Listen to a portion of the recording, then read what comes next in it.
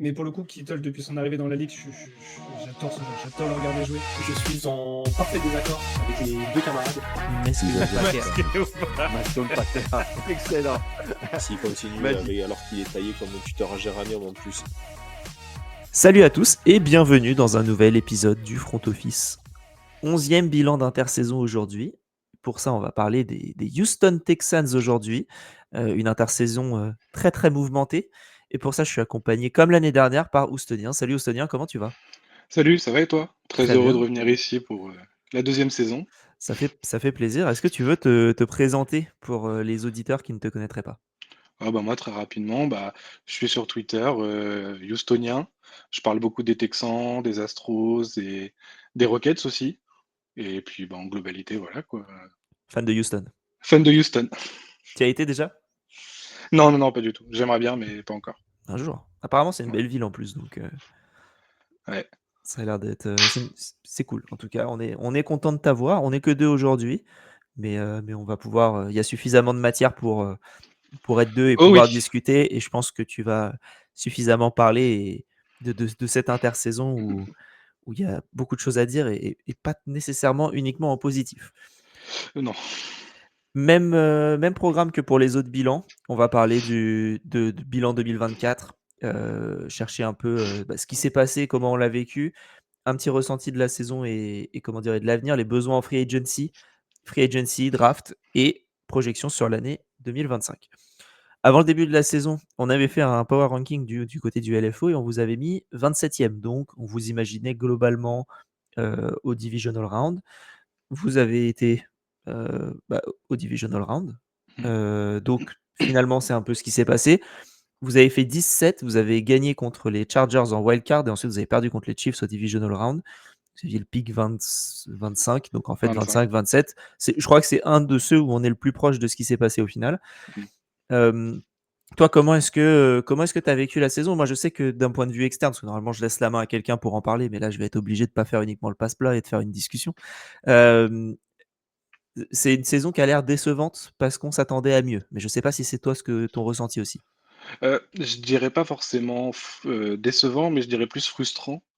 Parce qu'il y a quand même énormément de choses en positif, mais il y a quelques trucs négatifs et ces trucs négatifs sont les plus importants. On retient plus le négatif que le positif.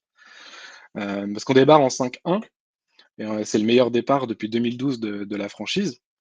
On a l'une des meilleures défenses de la ligue. Bon, je ne saurais pas le situer trop top 5, top 10, mais on a une grosse défense. On a Stingley qui se révèle enfin à son plein potentiel et qui est large top 5 des cornerbacks de la ligue, qui d'ailleurs a chopé son contrat et qui est devenu le mieux payé. On a énormément de choses. On a Nico Collins qui, avant sa blessure, au game 5 est sur 570 yards, quelque chose comme ça. Il est en route pour les 2000 yards. On a un Mixon qui, pareil, fait une grosse saison malgré qu'il ait manqué 3 matchs. On a, on a, on a Anderson et Daniel Hunter qui forment l'un des meilleurs duos d'edge de la ligue. Donc on a vraiment énormément de choses en positif, mais en négatif, c'est qu'on a une ligne qui est très en dessous de ce qu'on pouvait attendre. Parce que la saison d'avant, on n'a pas notre ligne au complet et on fait une très bonne saison au niveau de la ligne. Là, on récupère tout le monde, on se dit, bon, on va être globalement trop fort, mais au final, non, parce que la ligne, au bout de 2-3 matchs, elle lâche complètement. Et, euh, et on a une équipe aussi qui sait bien commencer les matchs. On sait attaquer d'une bonne manière les matchs, mais on ne sait pas les finir. C'est-à-dire que j'ai fait ma petite stat. Si on prend un bilan où les matchs seraient composés que de première mi-temps, et si on prend le bilan si c'était composé que de la deuxième mi-temps, eh ben, en première mi-temps, on est à 13-4 sur toute la saison. Et si on prend que Propre. la deuxième, et si on prend que la deuxième mi-temps, on est à 3-11 et 3 nuls. Aïe. Donc, on sait très bien commencer les matchs, mais l'équipe en face, il suffit qu'elle s'adapte. Et c'est fini pour nous. Nous, on sait plus, on sait pas s'adapter en deuxième période, quoi. Slowick ne sait pas vraiment, enfin n'a pas su adapter le tir en courte saison.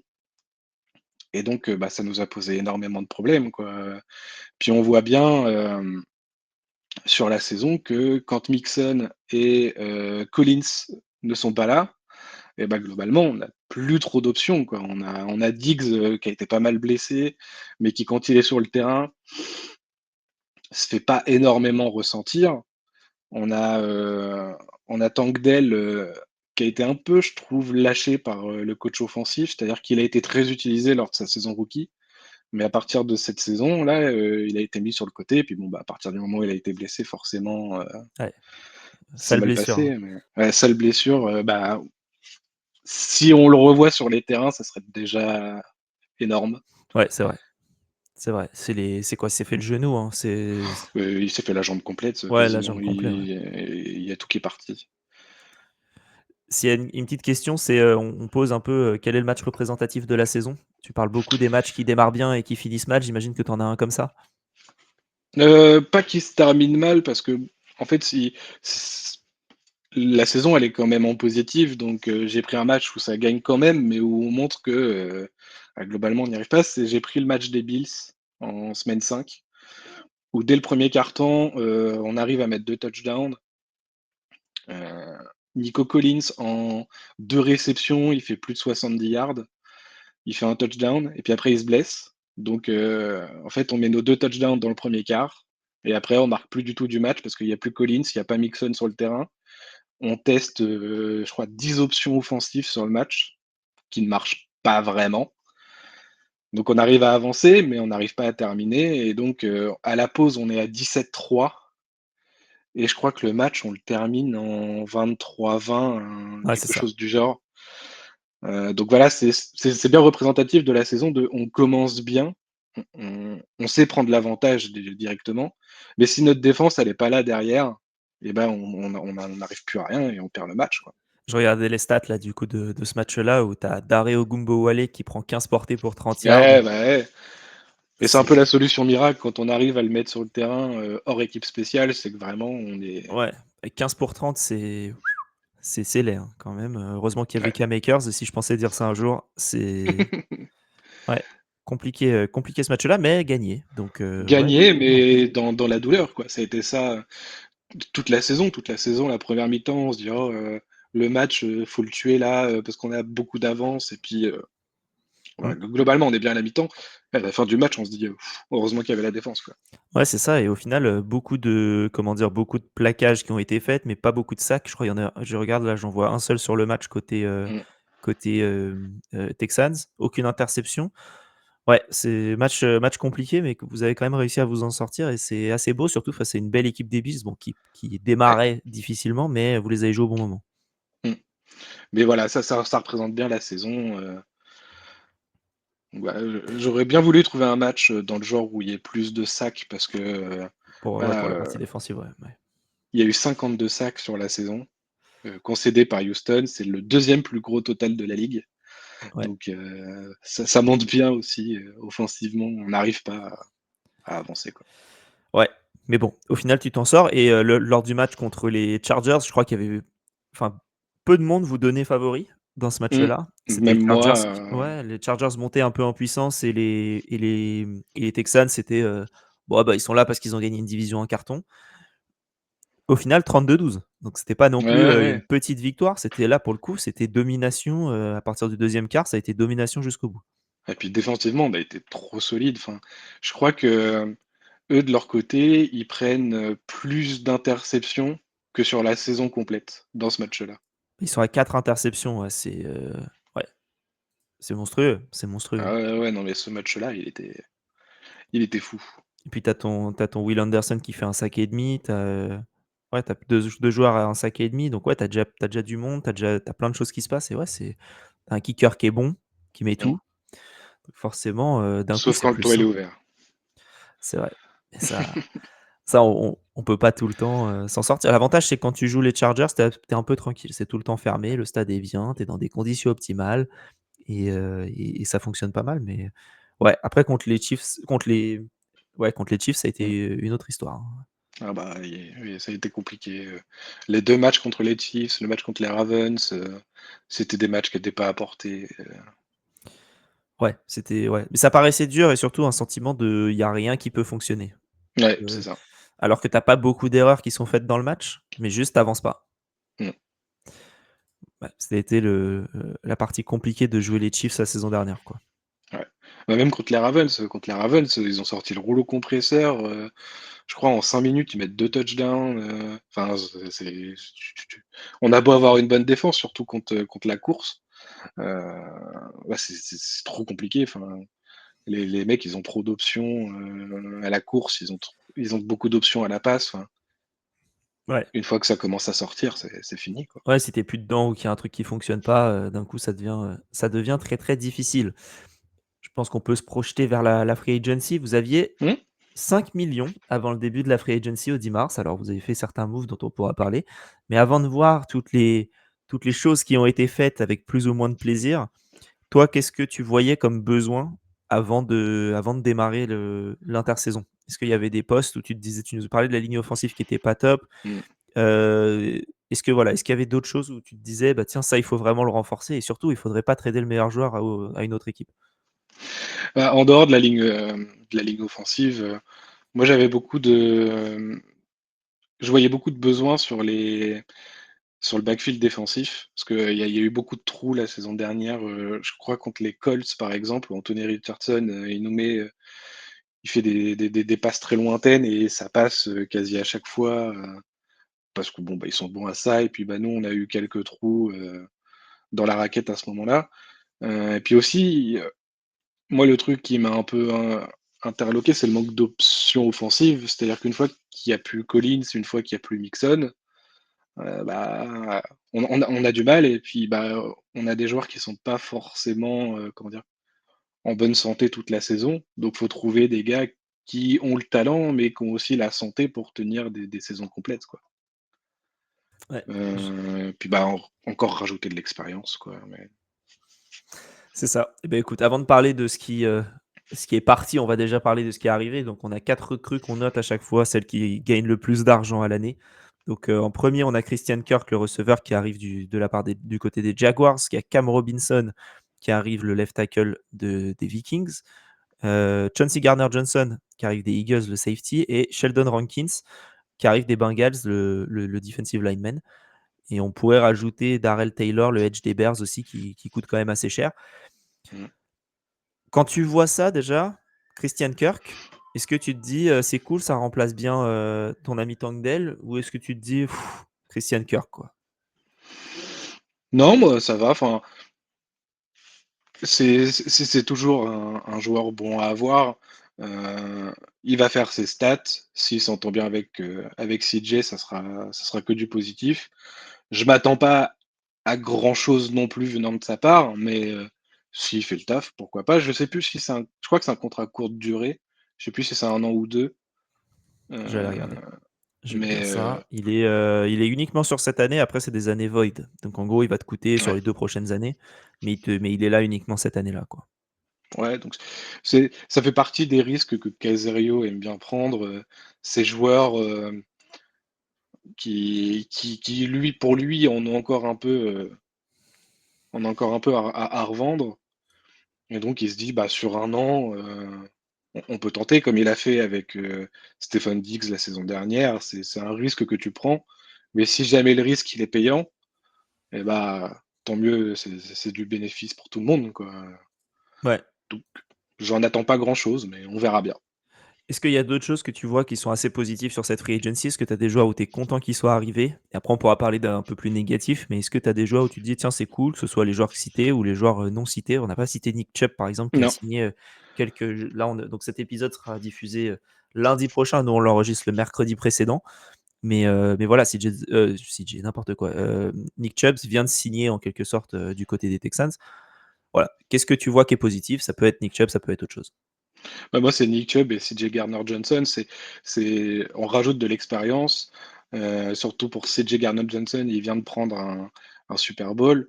Il a l'air d'avoir très peu apprécié qu'il ait été échangé par les Eagles. Donc, il arrête pas de répéter que cette année, il va prendre le Super Bowl, tout ça. Enfin, ça rapporte, ce type de joueurs qu'on aime bien, qui ont un peu la niaque, qui veulent tout donner sur le terrain et puis, bah, surtout un poste où ça va apporter beaucoup à tous nos jeunes parce que sur le backfield, on a énormément de jeunes et donc, de ramener un profil comme ça, qui a de l'expérience, qui a pris un Super Bowl, bah, c'est toujours que du positif et puis, bah, pour Nick Chubb, ça nous permet d'avoir, une belle rotation sur le poste de running back, quoi, ça plus les jeunes qu'on a. Bon, Dameon Pierce, je sais pas si, pour lui ça sonne la fin, à Houston ou pas. Mais en tout cas, sur les running backs, on a une belle rotation. Ouais, ça sent pas très, très bon pour lui, hein. Vous Non, avez re-signé Dare Ogunbowale encore, je pense que c'est plus pour les équipes spéciales, j'imagine et pour faire des kicks si jamais votre kicker ne fonctionne plus. ouais. Mais On a pris Woody Marks aussi à la draft, ouais. enfin, Mmh. C'est marrant parce que enfin, c'est marrant pas pour lui, mais parce qu'il avait fait quand même une bonne première saison et au mmh. final là, il est complètement au placard, Ah c'est oui, c'est triste. Et tu il a eu parlais de du mal à CJ enchaîner. ouais, tu parlais de CJ Gardner-Johnson qui arrive pour apporter de l'expérience, parce que dans le même temps, vous avez perdu Eric Murray, votre Mmh, safety qui avait joué beaucoup, beaucoup de snaps, qui est parti aux Jaguars. Donc il y a beaucoup de mouvements, il y a quelques mouvements assez, je vais, je viens entre, bah, les comment dire? Déjà les Jaguars, les Eagles aussi où vous avez récupéré, CJ Gardner-Johnson, vous avez envoyé Kenyon Green. Donc ouais, il y a des choses sympathiques. ouais. Est-ce que tu as d'autres choses? Parce que tu as parlé aussi de la prolongation tout à l'heure de Derek Stingley, parce qu'on parle des choses, positives, que ce soit au niveau des arrivées, mais il y a aussi des re-signatures. Derek Stingley est maintenant le corner le mieux payé de la ligue, pour les quelques prochains mois, j'imagine, jusqu'à temps que d'autres soient re-signés, notamment Mmh. Sauce Gardner. Qu'est-ce que tu penses, toi, de cette, prolongation à 30 millions par an, qui est au prix globalement des meilleurs receveurs, enfin, de parmi les meilleurs receveurs? Il faut les défendre, donc au final, c'est peut-être pas si mal, mais voilà, qu'est-ce que tu en penses? Ah bah, moi je trouve que c'est mérité. Il nous sort une saison, là où on l'attendait pas ou plus. Enfin, il a eu 2 saisons où il était bon, mais il était pas non plus à ce niveau-là et où il était souvent blessé. Là, il nous fait une saison complète où, bah, il fait partie des meilleurs corners de la ligue. Donc pour moi, c'est totalement mérité. Je suis très heureux pour lui et puis, bah, de toute façon, c'est le mieux payé maintenant, mais dans 4-5 ans, ça sera plus le mieux payé, hein. Enfin, dans 4-5 ans, si, puis il aura peut-être re-signé s'il est toujours aussi bon, mais Si non, moi si je l'année suis prochaine, c'est le mieux payé toujours, je serais très surpris. ouais. Sauce Gardner va sûrement prendre, au moins la même chose, Mmh. même si cette année, il a été un peu plus hors trep, que par rapport aux saisons d'avant. C'est le problème quand tu es un excellent corner comme ça, c'est que tu es moins dans le game et donc à un moment, tu peux peut-être plus sortir de ton match donc Mmh. mais Stingley, gros, gros joueur franchement, il avait été pris en 3 dans mes souvenirs, en corner, Oui, il me semble. 3 ou 3 ou 4 4. Mmh. et Sauce Gardner, c'était juste un peu après. Il y avait beaucoup de gens qui se disaient: «Oh Stingley si tôt, est-ce que c'est la bonne idée?» quand tout le monde parlait de Gardner et au final, il arrive à prouver quand même que c'est, bah, un des meilleurs corners de la ligue aujourd'hui, hein. Bah, Stingley, ça faisait un peu partie des risques, qu'aime prendre Caserio. C'est-à-dire que Stingley, il a été énormément blessé avant sa draft et donc lui, Caserio a pris, le pari d'avoir le Stingley qui était fit, qui était à LSU avant sa blessure et donc bah, on voit que ça commence à payer quoi, mais c'est vrai que tout le monde se disait: «Pourquoi avoir pris, Stingley devant Sauce Gardner?» Au Ouais, début, on lui a donné raison, puis bah, maintenant c'est en train un peu de tourner quoi. ouais. Et comment dire? En autre prolongation, vous avez aussi re-signé Daniel Hunter, Mmh. votre edge de 31 ans avec, pareil, alors là, un gros, gros, gros bébé par an parce que on est sur, plus de 35 millions par an. Pareil, qu'est-ce que tu en penses de cette re-signature? Content, pas content, trop, trop long? Je vais regarder la durée de son contrat avant de te parce que là, ouais, il a re-signé pour 2 ans, en gros. Heu, ouais, Ouais, qu'est-ce que tu en penses? la durée est bonne, je pense. Le prix est peut-être un peu cher, mais bon, si on veut garder cette qualité sur ce poste-là, avec le duo, qu'il fait avec Will Anderson, bah, il y a pas trop le choix, c'est le prix qu'il demande, nous on veut forcément le garder donc voilà, on signe quoi. Ouais, il va te Il il se va il sera sûrement restructuré la saison prochaine, pour libérer un peu de cap et puis ouais, parce que l'année prochaine, il va te coûter 31 millions. Et l'année d'après, il te coûte 20 millions en étant plus dans le roster. mmh, Mais au moins, tu as 2 années où tu as un Daniel Hunter qui a quand même pas montré des signes de fatigue. Il a pas montré du tout de signes de fatigue. Il est au top du top. Tu as un duo de edge qui est absolument fou. mmh. Et ouais, 36 millions, il est à, je crois que j'avais vu, son cap, c'est 20 millions, donc il est à 7% du cap, c'est pas déconnant pour un joueur de sa trempe. Ouais, c'est plutôt pas Et mal le puis oui, Daniel. le but c'est la continuité aussi. Dans ce qui marche, autant continuer avec. Bon, bah, c'est le prix, voilà quoi. C'est ça. Est-ce que tu as d'autres choses de positives que tu as aimé sur cette free agency? Le trade de Tunsil. Alors, c'est dans le positif pour toi? Ah, pour moi, c'est dans le positif. Eh ben, allons-y, parlons-en, parce que c'est vrai que quand on pense à la free agency et toute cette période, on se dit: «Bon, les Texans, ils ont du mal avec la ligne offensive et ils trade Laremy Tunsil aux Commanders. Qu'est-ce qu'ils foutent?» Voilà la réaction externe. Et en plus, ils le remplacent par Cam Robinson, qui est le meilleur ami de PA de notre côté, qui, trouve nul. Donc tu te dis, il y a c'est un peu difficile. Mais après, il coûtait cher et voilà. Donc toi, qu'est-ce que tu en penses et pourquoi tu considères ça comme du positif? Alors, bah, déjà, j'ai l'impression que, alors on est deux trois à penser ça, dans la communauté des Texans, pour nous, c'est bon et en fait, moi, je le trouve déjà assez inconstant. C'est-à-dire que si en face, son vis-à-vis, prend le dessus dès le début du match, il va pas s'adapter. C'est-à-dire qu'il va se dire: «Bon, bah, prochain match, quoi» et puis il va juste, attendre, subir la pression.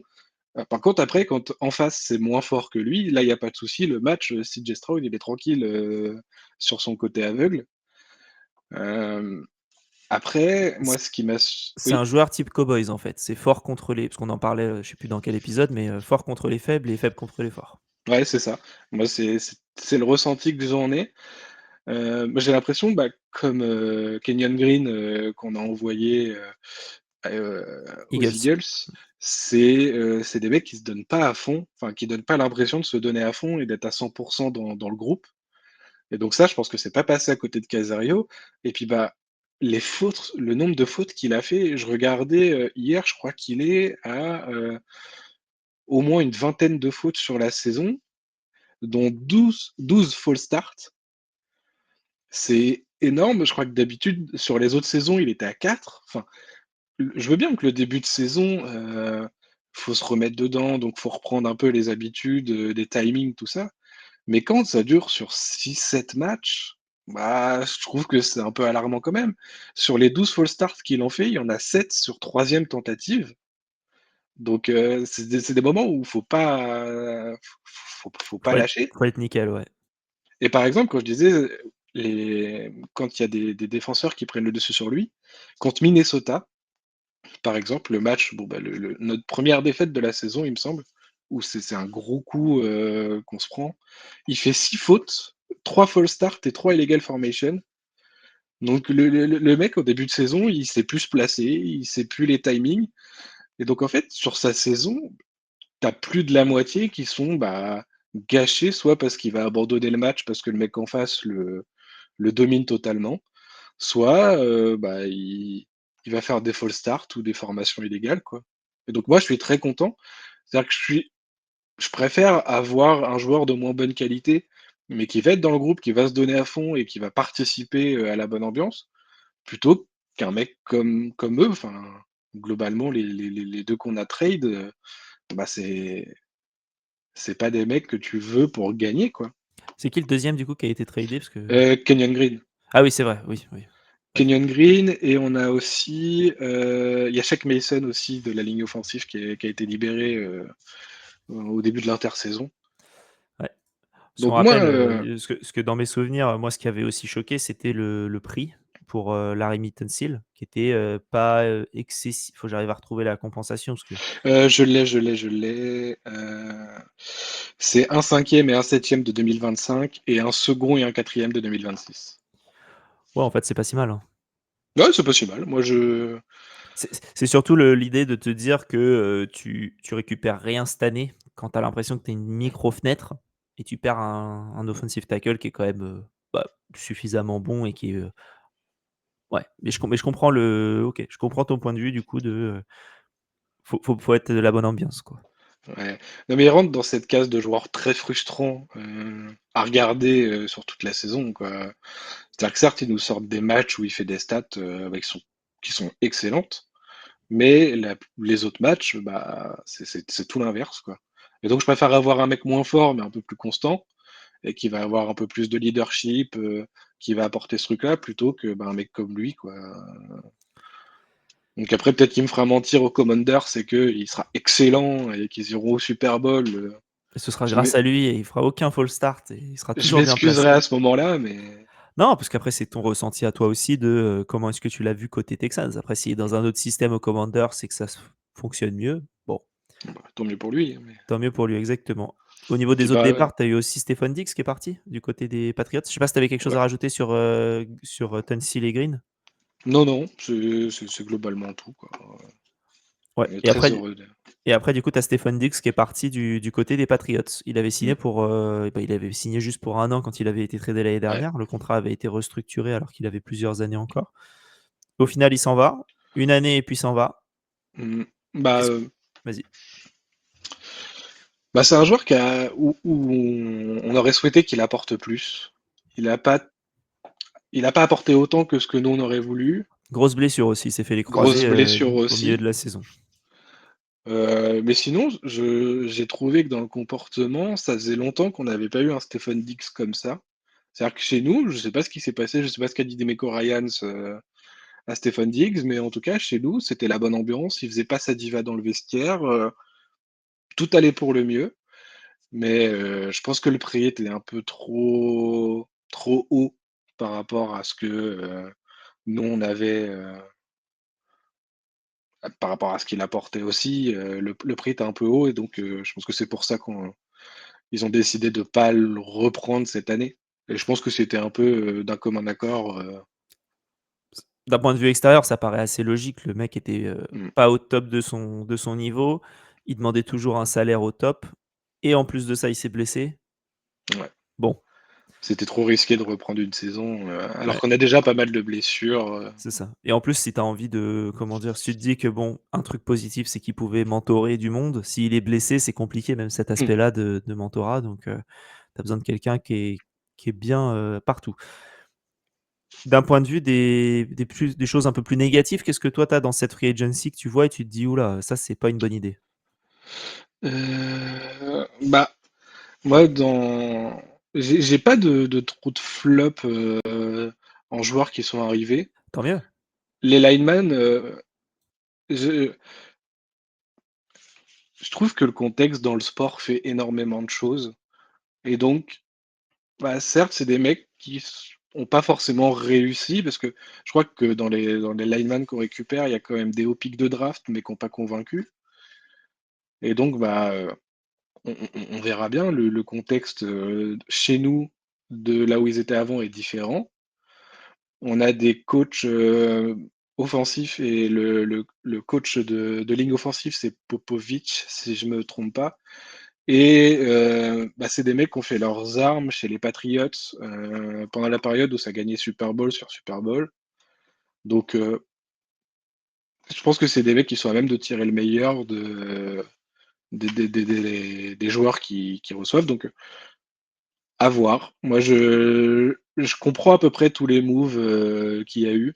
Le seul truc où je suis un peu plus déçu, c'est qu'il n'y ait pas eu plus de qualité chez les linemen offensifs. Il y avait du monde pourtant sur la free agency, même sur la draft. On a raté, bon, sur la draft, le pick 25 nous a pas permis, franchement, de faire ce qu'on voulait au niveau des gros linemen. Tu t'es fait voler un lineman par les Vikings dans mes souvenirs.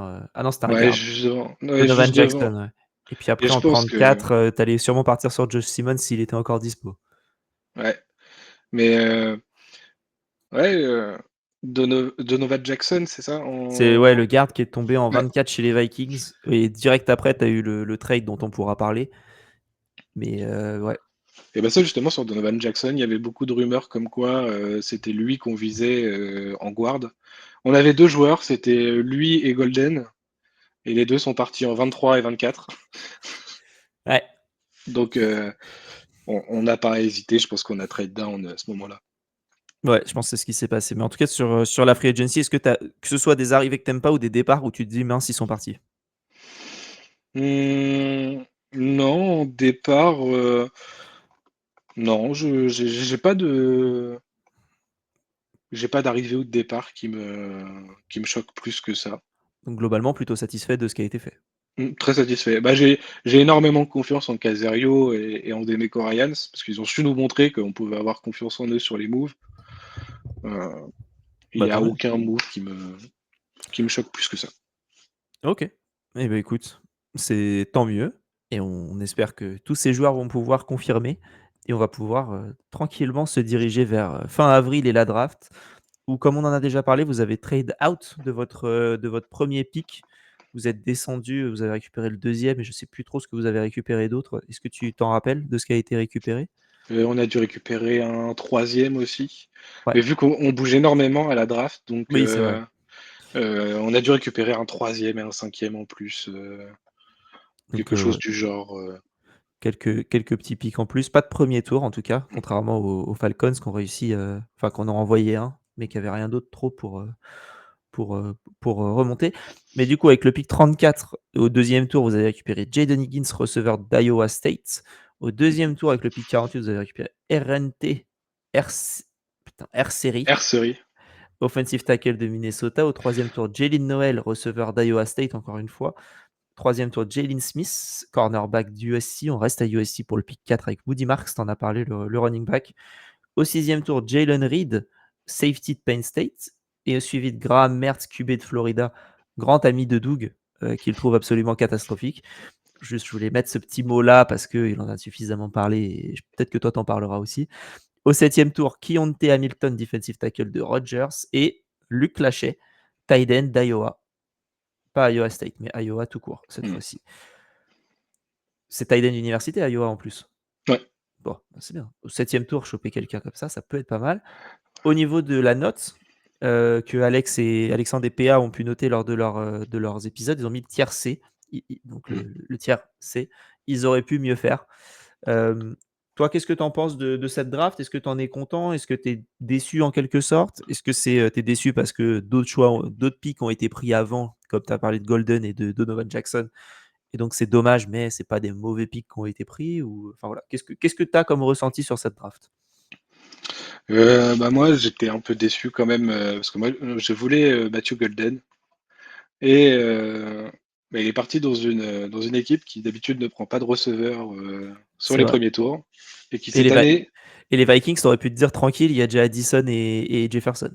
Ouais, mais sinon après c'est des joueurs que je connaissais pas du tout, heu, mais globalement, ça manque un peu quand même de lineman offensif. Donc, on aurait pu un peu mieux faire quand même là-dessus.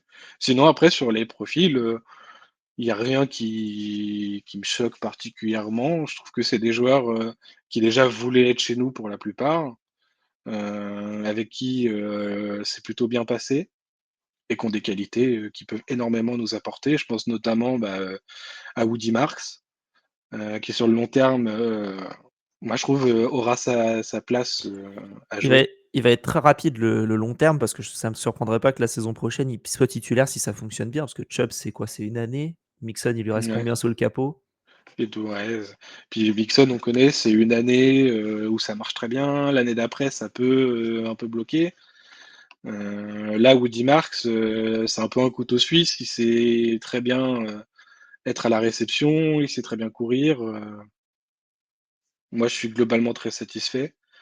Les 2 receveurs que j'aime, beaucoup, j'ai regardé leurs matchs, après coup, après la draft, c'est des profils que j'aime énormément et puis, bah, au niveau de la défense, on rajoute de la profondeur.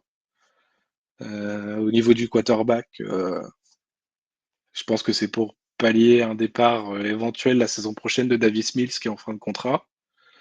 Mais est-ce qu'on n'aurait pas pu le prendre un peu mieux? Et puis, bah, après le reste, les pick 7, c'est un peu des paris, quoi, Un peu mieux pour Graham Mertz, je pense que c'est un euphémisme. ouais, on aurait pu prendre, je sais pas, Il en restait un. Il y avait Will Howard, qu'on aurait pu prendre peut-être un peu avant, parce que je crois qu'il était déjà parti à ce moment-là, Will Howard, mais Il me semble que est-ce qu'il y avait toujours est-ce qu'il y avait toujours Riley Leonard? J'ai un doute. Je vais regarder qui était encore dispo. Mais Parce que c'était avec. Ouais, en vrai, il n'y avait plus trop grand-chose, hein. Enfin, il en restait quelques-uns, mais c'était pas fabuleux, quoi. Mm. Bon. Alors après, c'est le coach des QB qui l'a choisi, donc on Ouais. verra bien ce qu'il en fait avec, hein. Exactement, c'est ce qu'il faut se dire. D'ailleurs, il y a plus que ça à avoir maintenant, c'est de l'espoir. C'est ça. OK, très bien. Mais c'est vrai que là, en tout cas, avec les receveurs, vous avez un petit duo qui est pas mal et qui se connaît. Donc ça, Mm. c'est plutôt bien pour certains plays. Après moi, vous le savez, je pense depuis, quelque temps, la draft, c'est vraiment pas ma spécialité. Donc, mais par contre, je vois des gens qui se connaissent et ça, j'aime bien. Tu vois, 2 Mm. mecs de USC, 2 mecs d'Iowa State, je trouve que pour le début de ton intégration en NFL, d'avoir des gens que tu connais déjà, je trouve ça bien. Ouais, et puis ils ont des mecs qui connaissent déjà aussi en NFL, parce que il y a Xavier Hutchinson, c'est un receveur d'Iowa State aussi. Ah oui, donc en fait, ils vont prendre que des receveurs Euh, d'Iowa State, OK. à USC, on avait. Attends, j'ai perdu son nom. On avait Kalen Bullock, qui était OK. aussi de USC, qui a été drafté la saison dernière. Donc, globalement, ils prennent beaucoup de mecs qui vont déjà connaître certaines personnes dans l'équipe. Et donc, oui, ça permet de faciliter grandement les choses. Higgins et Noël, je pense que bah, ça va être. Ils sont déjà en train de bien s'intégrer. On voit plein de vidéos là, des entraînements où ça se passe très très bien, les ententes avec le QB ou même avec les autres joueurs. Mmh. Donc, Bah, écoute, tant mieux, hein, c'est ce qu'il faut espérer, que mm, tout se passe pour le mieux pour votre équipe et que ça puisse avancer. Mais bon, voilà, tiercé comme on dit, ça aurait pu mieux faire, j'imagine, avec plus de lignes. Si la draft était mieux tombée, je pense que ouais. vous auriez eu plus de chance et ça se serait mieux passé. Moi, je pense aussi que quand je vois la compensation, et ce sera l'épisode prochain sur les Falcons où ils auront l'occasion d'en parler, faut quand même lâcher un premier pick de draft pour remonter. Tu te dis, c'est dommage parce que tu es quand même le pick du dessus, tu aurais peut-être pu choper cette compensation-là. Et est-ce que tu aurais été mieux avec un pick l'année prochaine? Je sais pas. Bah, c'est vrai que on n'a pas vendu si cher que ça. C'est vrai que quand tu vois le pic du dessus, on Ouais. n'a pas vendu cher, mais. Il remontait de plus haut, Mm. mais bon. Alors que là, on a piqué en 2 dès le jour 2, je crois. Ouais, c'est ça. Euh, D'ailleurs, il y a eu quelque chose que je trouvais très intéressant, c'est que quand on a piqué Higgins, les 2 ou 3 équipes qui étaient derrière nous, ils ont instantanément trade down. Ils ont instantanément échangé leur pick dès qu'on a pris Higgins. Donc ça me conforte un peu dans le fait qu'Higgins était un peu recherché quand même Ouais. et était un peu attendu. Bah, je pense, hein, parce que tu tu es sur un des meilleurs receveurs. Je pense qu'il serait parti sur Simmons s'il avait été encore disponible Hmm. et ouais, mais bon, ça a l'air d'être quand même un top receveur. Ouais, et puis bah, il y a beaucoup de comparaisons avec Nico Collins parce qu'ils font la même taille, ils ont à peu près le même gabarit, ils ont les mêmes points forts, les mêmes défauts. Donc moi, que du positif, hein. D'avoir 2 joueurs comme Nico Collins, moi ça me va. Bah, oui, c'est mieux d'en avoir 2 que d'en avoir 0, hein, ça c'est sûr. Pareil, Heu, Noël, c'est un peu le même type de joueur que Tank Dell. Joueur très explosif, qui est petit, qui est un peu fin. En fait, dans la draft, il y a beaucoup de joueurs qui ont des profils similaires à ce qu'on a déjà. Genre Higgins avec Collins, Noel avec Tank Dell, ouais. et puis même Woody Marks, un peu de ressemblance avec Mixon dans le fait qu'ils peuvent faire énormément de choses, qu'ils sont à la réception, qu'ils sont aussi à la course. Il y a beaucoup ce désir de dédoubler les postes aussi en termes de profil. Et que ce soit plus simple pour s'adapter en cas de blessure et que tu aies pas à Mm. tout changer, c'est un peu, ce que j'avais dit avec les comment dire? Avec les Colts quand ils avaient c'est dans votre division, quand ils ont récupéré un Daniel Jones au lieu d'être avec un ils avaient qui l'année dernière? Ils avaient Joe Flacco, il me semble, en Mm. QB2. Ton cahier de jeu, il change complètement quand tu as un QB mobile ou quand tu as un QB de 37 ans qui court pas. Donc Ouais. heu, donc ouais, non, moi je trouve ça intéressant d'avoir les mêmes postes à peu près qui soient, tant que tu es pas dans le stéréotype type Dolphins où tu as que des speedsters et tu as rien d'autre.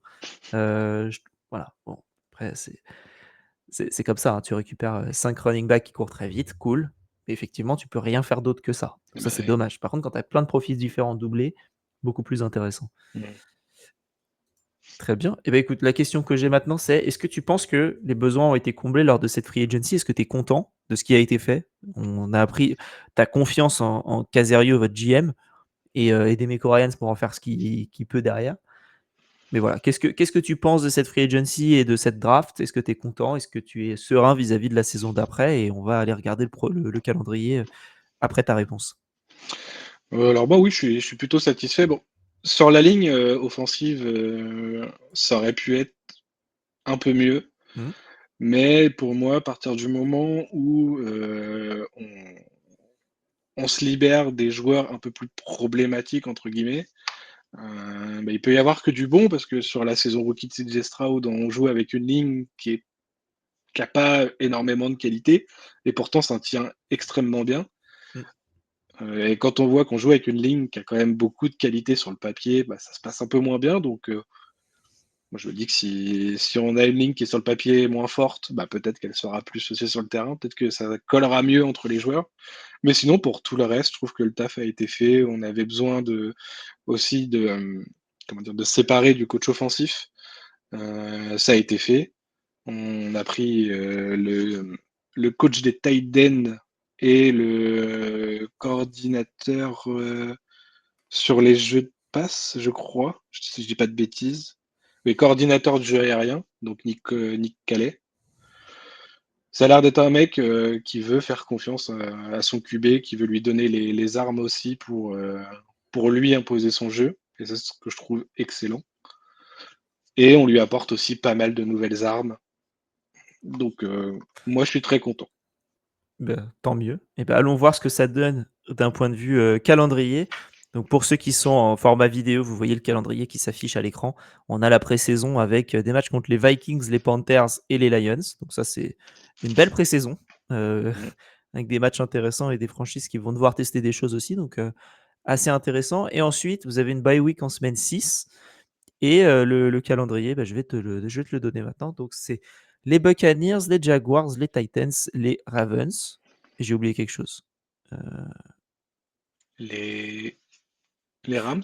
Rams, Bucks, Jaguars, Rams, Titans, Ravens. Ça, c'est les 5 premiers matchs. Et Ouais. ensuite, tu auras, parce que ceux qui voient en format vidéo, vous voyez que les logos sont vraiment en tout petit. Et ensuite, vous avez donc Seahawks, Niners, Broncos, Jaguars, Titans, Bills, Colts, Chiefs, Cardinals, Raiders, Chargers, Colts. Voilà, après, je vais te laisser en parler, hein, mais un calendrier qui a l'air quand même toutefois assez abordable avec quelques matchs difficiles, mais t'as limite le plus dur j'exagère, hein, mais t'as limite les matchs les plus pièges en pré-saison et après tu as des matchs un peu plus abordables. Ouais, il y a toutefois toujours les quelques matchs qui font un peu peur, comme les Chiefs, les Ravens, les Bills aussi. Moi, je trouve qu'il y a quand même un peu de piège, parce que les Broncos, je trouve ça abordable, mais quand même, Ouais. c'est quand même un match un peu piège. Les Titans, on ne sait pas trop ce que ça va donner. Ils ont un nouveau quarterback. Si ça fait comme nous quand on a récupéré Stroud, bah, ça peut être très dangereux. C'est vrai. T'as un monde où tu démarres en 0-2 aussi, parce que tu commences contre les Rams et les Bucks, qui Ouais, sont deux franchises chiantes. toujours des franchises un peu chiantes à jouer. C'est pareil, avec leur nouveau duo de receveurs, les Jags, ça peut être aussi un peu, ça peut être un peu piège. Euh, c'est vrai que de prime abord, on se dit qu'il y a quand même pas mal de matchs qui sont vachement abordables. Et je le pense aussi, mais même par exemple les Raiders, ça peut être avec Ashton Genty, ça peut être très piège aussi. Enfin, on Ouais. verra. Moi, je pense qu'on sera à peu près sur la même saison que la saison dernière, 17 ou 11-6. Mais à voir. Faut espérer, hein, mais c'est vrai, effectivement, tu as l'avantage d'être dans une division en carton qui t'aide à trouver des matchs assez simples toute la saison, hein, parce que certes, les Titans, les Jaguars, même les Colts, dans une moindre mesure, se sont améliorés. Ça reste quand même un niveau en dessous du reste des autres équipes d'AFC que tu peux rencontrer. Tu joues les Riders où ça passe, les Cardinals où on pourra en parler lors des bilans d'intersaison, hein, mais c'est pas non plus le mastodonte Non. que ça pourrait être. Mais après, effectivement, tu as des matchs qui peuvent être un peu plus compliqués. Je pense aux Rams, aux Bucks, aux Ravens, aux Seahawks, aux Niners aussi quand ils vont se réveiller, les Broncos, les Bills. En fait, tout ce qui n'est pas dans ta division, limite, c'est compliqué, quoi. Hmm, Mais un peu plus piège. Mais après, je sais plus, on en parlait il y a 2 épisodes avec Victor Roulier des Eagles. Tu as un calendrier difficile, certes, mais si tu as envie d'aller en playoff, de toute manière, tu vas devoir les affronter à un moment. Bah oui. Donc autant. Et puis même pour les équipes en face, jouer les Texans, c'est pas le match le plus simple non plus. Non. Bah, surtout que là, changement de coach offensif, ça rabat quand même un peu les cartes, quoi. Parce qu'on on était très attendu la saison dernière. Les plays étaient très, comment dire, c'était très téléphoné les plays qu'on avait, donc on était plus facilement atteignable. Là maintenant, ça repart de zéro. Les Rams, ils arrivent week 1, ils savent pas trop à quoi s'attendre, quoi. C'est Tout est vrai. possible. C'est vrai. Donc toi, tu parierais plutôt du coup on reste sur un 17, on reste sur un 17, Ouais, 11-6 dans ces eaux-là. c'est ça. Je pense qu'il y a suffisamment de pièges où on peut tomber dedans, mais c'est quand même des matchs qui restent jouables, donc ouais, je reste dans cette même veine de 17 ou 11-6. Ouais, je pense 17 c'est raisonnable, surtout parce que tu as moyen de faire carton plein sur ta div, Mm. comme chaque année. Euh, et ouais, si derrière, tu as moyen d'aller récupérer au moins 4 matchs sur le reste, tu as des matchs qui sont assez simples. Donc, donc ouais, après là où ça va être compliqué, c'est que ta bye week est assez tôt. Ouais. On en parle souvent quand tu te vas en playoff, d'avoir une bye week à partir de la semaine 9, c'est intéressant. Avant, tu rames, et surtout en semaine 6. 6-5, c'est assez compliqué.